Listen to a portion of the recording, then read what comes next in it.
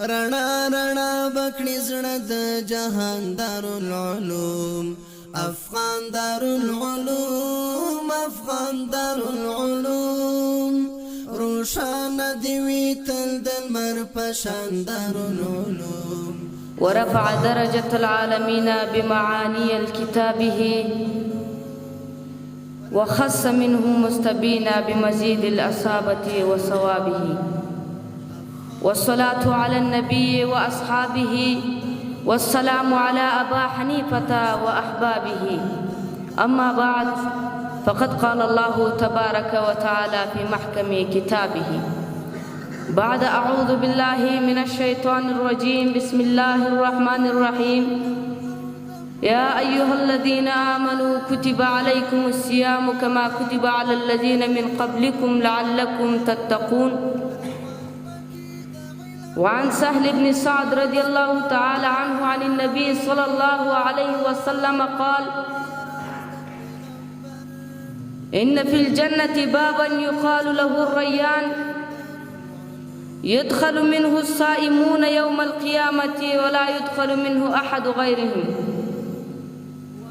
يقال أين الصائمون فيقومون فإذا دخلوا أغلق فلم يدخل منه أحد صدق الله العظيم وصدق رسوله النبي الكريم ونحن على ذلك لمن الشاهدين والشاكرين أما بعد د افغان دارالعلوم محترم طلباء کرام ورونو لکه څنګه چې افغان دارالعلوم د خپل طلباء کرامو د هڅولو لپاره مجلسونه جوړوي نو په هغو کې یو دا انجمن هم دی چې زمونږ او ستاسو د راتلونکي لپاره دوی هڅه کوي چې موږ د راتلونکي مقررین وګرځو نو محترمو اول د استاد او بیا ستاسو په اجازه غواړم چې تاسو ته د روژې په اړه یو څو مختصرې خبرې وکړم محترمو د روژې فرضیت یوازې د دې امت پورې خاص نه دی بلکې مخکینی امتونو پورې هم خاص و چې روزه په مخکینی امتونو باندې هم فرض او په دغه امت باندې هم فرض ده لکه څنګه چې الله جل جلاله یې په قرآن عظیم شان کې یادونه کړې یا ایها الذین آمنوا کتب علیکم الصیام کما کتب علی الذین من قبلکم لعلکم تتقون اے هغه کسانو چې ایمان راوړی ده په تاسو پر شوی د روزه لکه څنګه چې پر شوی و روزه په مخکینیو امتونو باندې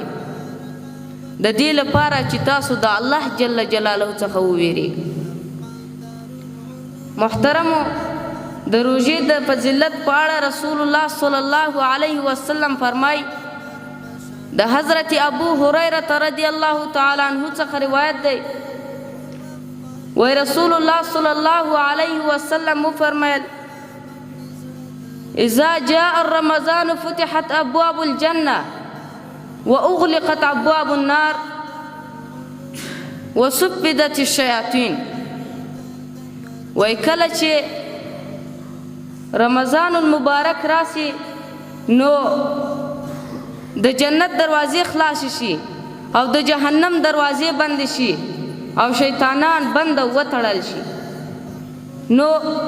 امام النووي رحمه الله فرمای د وصفدت الشياطين څخه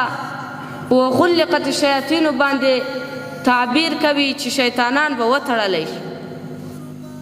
بعض خلک اعتراض کوي چې په دغه روژه کې تو وایې چې په روژه کې شیطانان تړلی دي دا خو تړلی نه دي شیطانان بلکې خلک په ګناهونو اخته په روژه کې دا د څه وجه ده علماو قسمه قسمه جوابونه ورته کړي چې څو دانې به تاسو ته زه پیش کړم علما وایي دا خبره صحیح ده چې بدبخته خلک هم څه چې هغوی په روژه کې ګناهونه کوي هغه دا چې شیطان دوکه کړي وي له مخکې څخه او دغه ګناهونه داسې په ده کې ګرځېدلي وي لکه دغه ګناهونه چې د ده لکه دغه ګناهونه چې د ده عادت وي او د ده نفس دا مني چې دا ګناهونه زه په رمضان کې هم وکم. د یو چا چې یو ګناه عادت سي نو هغه بیا په هیڅ کلم نسي ترکوی، خو الا ماشاء الله چې الله جل جلاله هدایت ورته وکړي. او مولا علی قاری رحمه الله تعالی د دې په جواب کې وایي، هغه د یو حدیث الفاظ را نقل کوي، وتغل فيه مردة الشیاطین، وای په دې روژه کې اثرکش شیطانان تړل کېږي. کوم ګناهونه چې د چا څخه کېږي هغه د دې لامل وي چې هغه سرکشه نه وي، خو بلکې غیر سرکشه شیطانان وي، د هغو لامل ده چې دوی ګناهونه کوي. خو په بعضې احادیثو کې بیا صراحتاً دا ذکر ده چې په رمضان کې هر قسم شیطانان تړل کېږي. نو د دې جواب چې کړی ده هغه خو کوم جواب چې شاه محمد اسحاق الدهلوي رحمه الله کړی ده دا صحیح او بهتره ده